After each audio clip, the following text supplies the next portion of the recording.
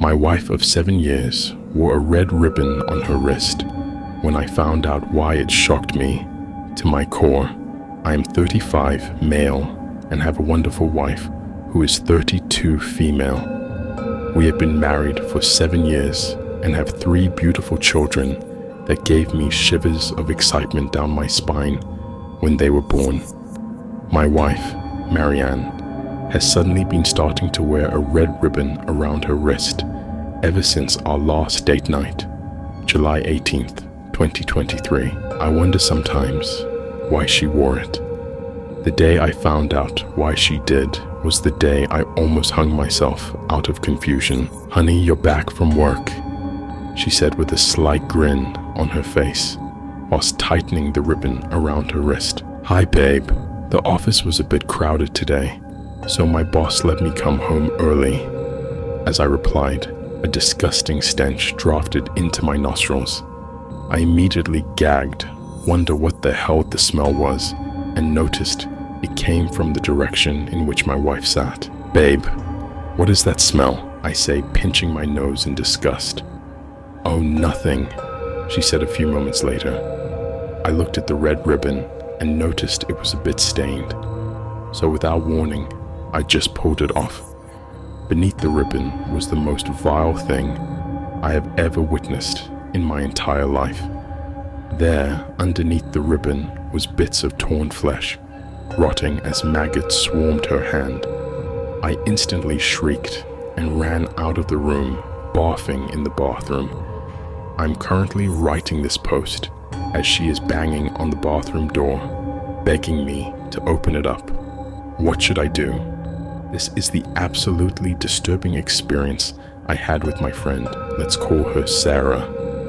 Sarah and I went for vacation, just the two of us, to this Airbnb apartment in a calm neighborhood. We were exploring the place. It was cool. We liked it cozy and all. We unpacked our baggage, freshened up, and went outside to explore the areas. We returned at 11 p.m. and immediately felt something odd. I can guarantee my life that I left the living room's lights off, but they were on. "Okay, no worries. Sarah just told me." "Oh, you probably forgot or something." I brushed it off, not taking it as a big deal. At first, I thought maybe the owner came in, but anyways, we went to the kitchen to make dinner while talking about Sarah's deceased boyfriend and how much she misses him and all. Liam, her deceased boyfriend, was a genuinely nice guy. I have nothing bad to say about him. We had our dinner while watching Conjuring 2. In bed, we kept hearing some loud banging at 2:30 a.m. from neighbors. It was really hard for us to have a good night's sleep because of the noises, but we managed to sleep anyways. Suddenly, Sarah's phone started ringing. "Who's calling at this time?" I said to Sarah. I looked at her. She was pale, like she saw a ghost. I asked her what was wrong. She received a text from Liam, her deceased boyfriend, saying, "I miss you." What kind of sick joke is that? Of course she tried to answer, asking who's this and why they're using Liam's phone. No answer. We kind of lost sleep. It was 4 a.m. Sarah was still spamming the number and calling, and of course straight to voicemail. I kept feeling some strange vibe, like someone is watching us or something.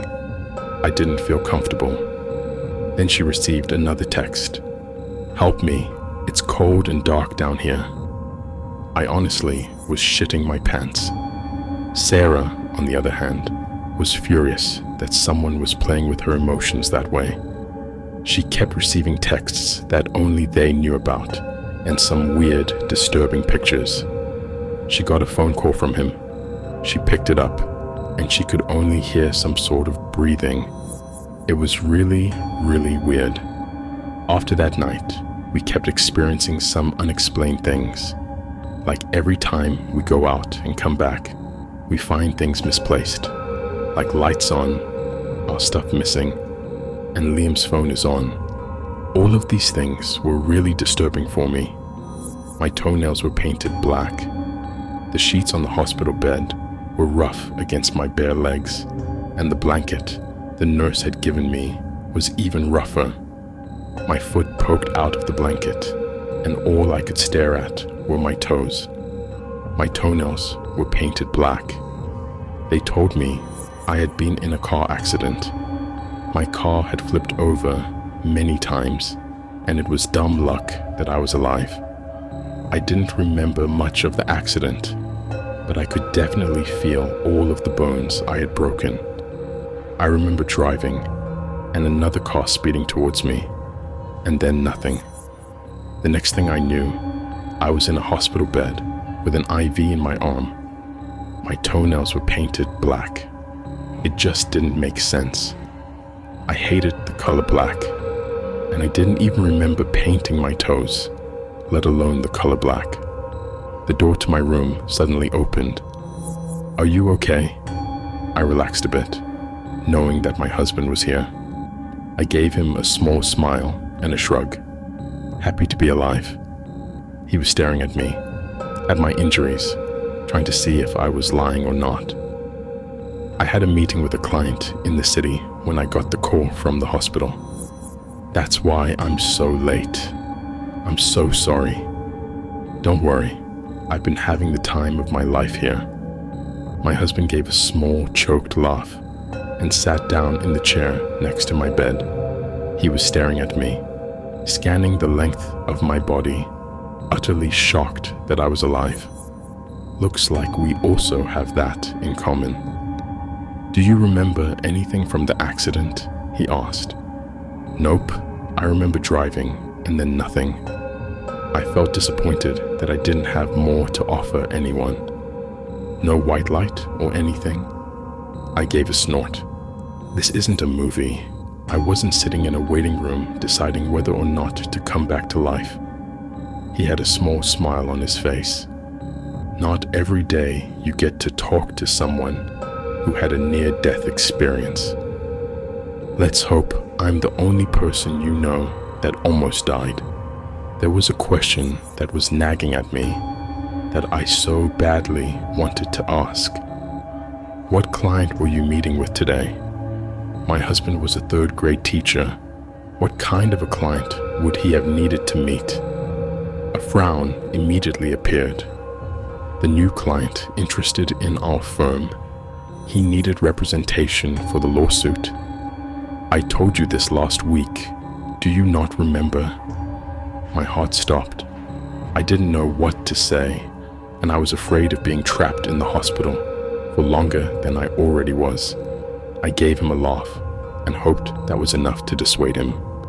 Jokes. I thought you needed a good laugh.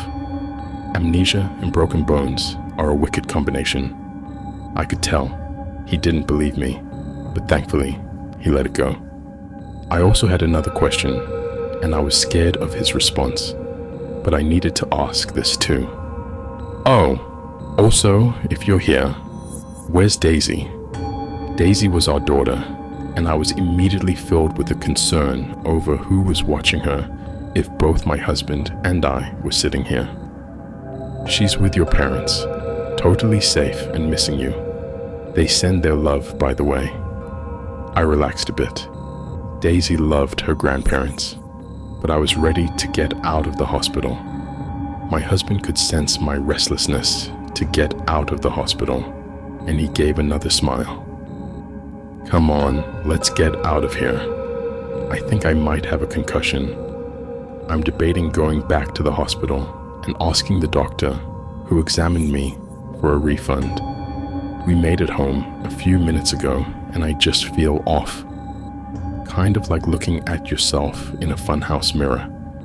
Everything seemed right, but it was just slightly off.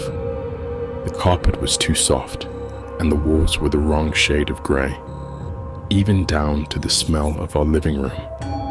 I flinched at the sound of the doorbell. I could see my mom through the window. At least she looked the same. I opened the door, and she gave me the biggest hug. She was crying, and then I was crying.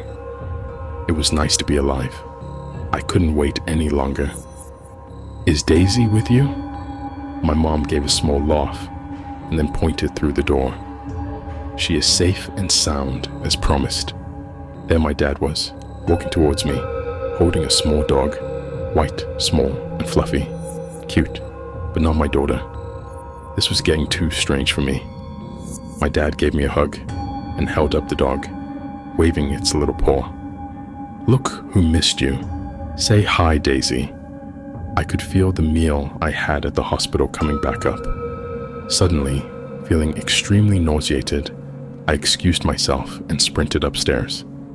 I threw the door open to what should have been Daisy's nursery, and instead found a home office, without a trace that my daughter had lived there. I tore apart room after room, searching for some proof that my daughter had existed, but I could find nothing. In my closet, I ripped apart boxes of boxes before I remembered that I had a folder where I kept important documents for my husband and me. Nestled deep in the folder was a hospital stay bill with my name and the big glaring word, miscarriage. Also in the folder was an adoption certificate for a dog named Daisy, dated mere months after the supposed hospital visit. I sank to the floor with the sickening realization that this was not my life. Something had changed after the car accident, like everyone was in on some sick practical joke, and this was the spectacular punchline. I knew that there was only one thing to do. I had grabbed my husband's spare car keys from the bedroom, took the back door out of the house, and I'm now sitting in his car that I just parked on a random street. I'm sharing this story with you all as proof that this really happened. This is not my life, and I can't stay here. It's just not right. I'm going to stop this the only way I know how, by going back to the beginning. Goodbye. I'm going to get my life back.